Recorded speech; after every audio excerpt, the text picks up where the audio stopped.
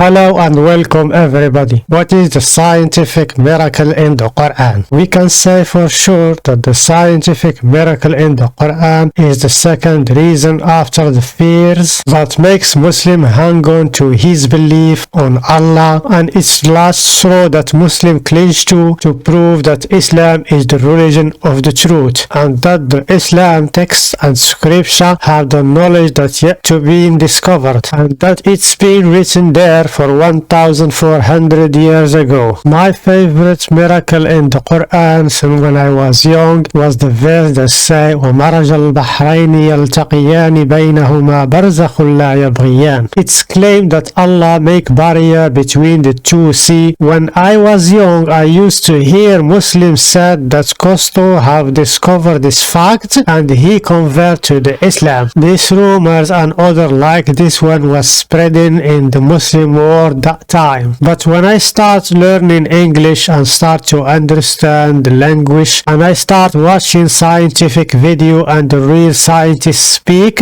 I discover all these are lies, the rumors. The main goal was behind this is to keep Muslim hanging on to their faith. In fact, all those people who said that become Muslim, none of them have become Muslim, and it's just a baseless. This new phenomena that's called the scientific miracle in the Quran was founded and started in the last century in the mid-70s, when the petrol have been discovered in the Middle East, and especially with a big amount in Saudi Arabia. The leader of the Wahhabi sect start to spend money on this so-called scientific institution miracle or scientific miracle institution in the Quran, and they start spending money on fake sheikhs and the news. Soon after that, this idea get accepted by the general Muslim and become the talk of the century. When I was child, my parents assigned me to a Quranic school. In this school, they teach you the Quran and the Sharia laws,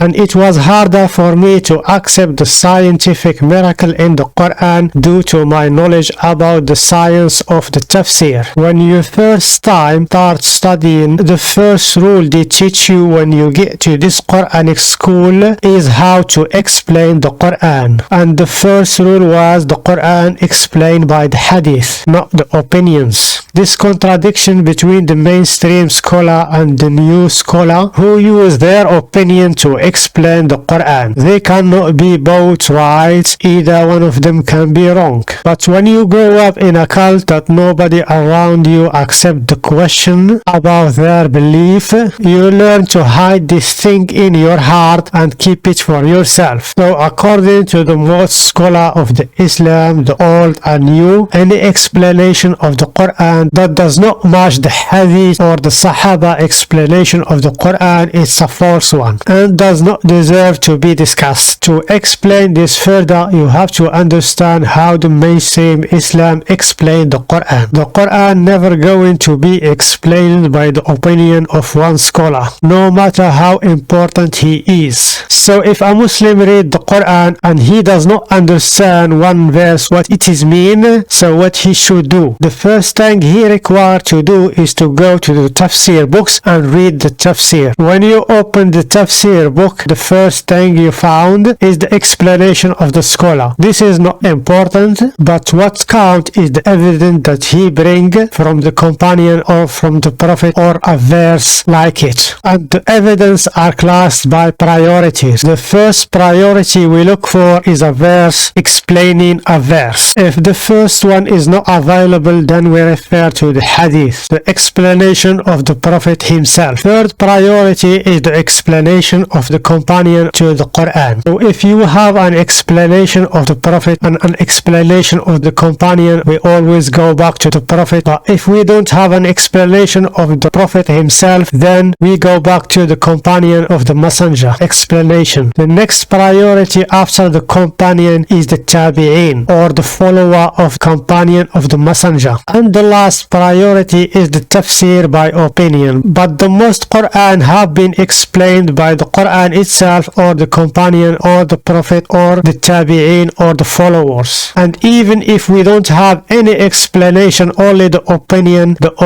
explanation of the Quran is still not of authentic and can be challenged. And this fact or rule in the Islam strike all the argument that the Quran have the scientific miracle in the Quran. According to the Muslim mainstream scholar, anyone explain the Quran by his opinion is infidel and disbeliever because they manipulate the text and scripture to match their claims. Have you never realized that all these people who explain the Quran by himself or by their opinion, they are not a scholar or cleric in the Islam? The real scholar in the Islam does not talk about the subject because they know exactly how the Quran explains. If you said that the messenger and his companion does not understand the Quran, mean that Allah speak talismans and myths and his language cannot be understand. So how come a message to all mankind cannot be understand until now? What is the meaning of Allah explaining the natural phenomena by giving an examples in the Quran and speaking with people that time with a language they cannot understand? Let's pretend for the sake of the argument this new scholar can explain the Quran. Where is Allah's justice in all of that to make people wait 1400 years to understand the Quran? Either way, he is not all-knowing or wise. So these people of the scientific miracle in the Quran saying that Allah was speaking with Muhammad that time with a language he cannot understand until Zakir Naik and Zaghlul al-Najjar came to explain to us what Allah mean in his book. Muslims by choosing this way, they don't know that they are degrading Allah. So why Muslims they never bring any scientific theory first from the Quran? Why they have to wait until somebody make a discovery, then they go back to the text to manipulate to match their claims? It's surely that Muslim scientists have the advantage on other people, so they only have to understand the Quran to be a better scientist. If a 7 years boy memorized the Quran, do we say that he is a scientist? Do humanity benefit anything from Zakir Naik or Zaghlul al-Najjar or Abdullah al-Zandani who claimed that he discovered the cure of the AIDS?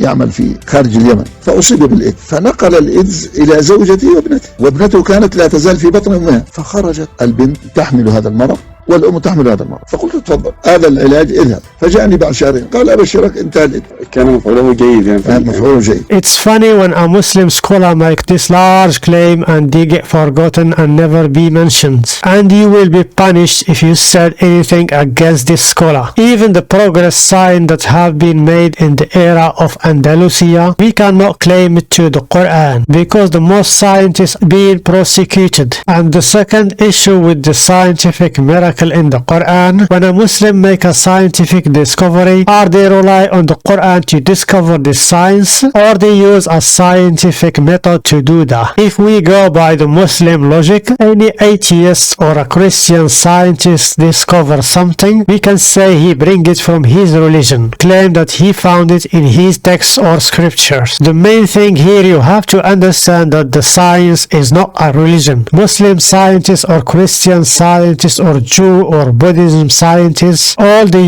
use the same method to conduct their research and make discoveries. Why does science have such a great value when you come to the scientific miracle in the Quran, but when the science contradict the religion, say the science not reliable and can be changed? For example, when it comes to the creation of the universe, the Muslim take the Big Bang and the beginning of the universe as a fact. But when it comes to the evolution theory, they refuse it totally. Why we have this inconsistent? If you make a connection between the science and the Quran who's going to lose anyway? Because the Quran is fixed and the science can be changed. This leads us to another problem with the scientific miracle in the Quran. The religious texts are fixed and stable and the science is changeable and can be evolved. If you make a connection between them, the fixed who's going to get damaged and hurt. For example, if we discover a scientific fact, then a Muslim scholar make a claim that this fact was in the Quran and manipulate the text to match his claim, but after that the scientific community said we are wrong. So who's going to be damaged here, the science or the Quran? There is only one scientific fact in the Quran, is the knowledge of the people that time with all them truth and mistakes. To give you a clear example on the mistakes in the Quran when he talking about the creation of the universe and earth and the heaven. He stated that he created the 7 heavens in 2 days and 4 days in the creation of the earth. So he spent the third of his time of creation in a point of a dust in the universe. It is like he spent 4 days in the creation of one drop from the sea and 2 days to create all oceans. The idea of the star are a decoration in the sky like a lamp, or they are a missile to the jinn or devils, and they are used to shoot these devils to prevent them from listening to the news of the heavens. The fact in this matter and subject are clear, and if you keep talking about the scientific miracle in the Quran, you're going to be considered as a crazy talking to crazy people, because the contracts here is too big and cannot be compared. Thank you very much guys for your time, and see you again. في عام 2020 سنشهد قيام حضارة عالمية جديدة تمتد من الصين شرقا إلى المحيط الأطلسي غربا، واسم هذه الحضارة الخلافة الإسلامية.